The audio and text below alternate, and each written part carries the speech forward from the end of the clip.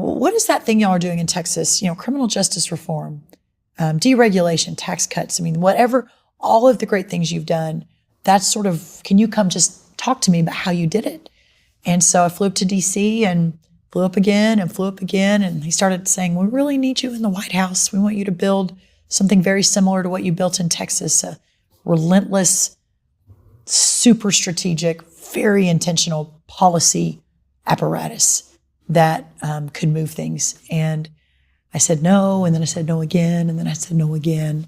And then my family and I finally said yes. And so that's how I ended up in the last White House. And that transitioned into this term. Obviously, you've kept in touch with the president. Well, it's a much bigger and more interesting story than that, I think. So the final year of term 1, I took it upon myself. I sort of anointed myself as the person that would ensure that when President Trump won the second term on November 3rd of 2020, that we would be ready, unlike we were not in the first term.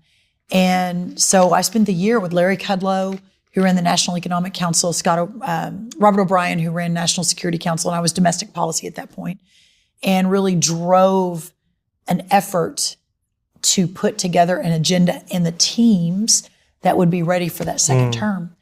And so when that didn't happen, and everyone else was discouraged, no one would hire Trump people. It was a very dark time. January 6th happened. In November of 2020, I realized that what I had been blessed to build in Texas, what the Trump first White House asked me to help do within the West Wing, that's what I needed to do on the national scale. Never thinking for a second at that moment that President Trump was going to run again. But the whole idea that we had just had 4 incredible years, that we had a team of people in the cabinet, Trump won, senior staff, Trump won, that finally not only knew how to talk about conservative issues, but knew how to govern from a free market, America first perspective.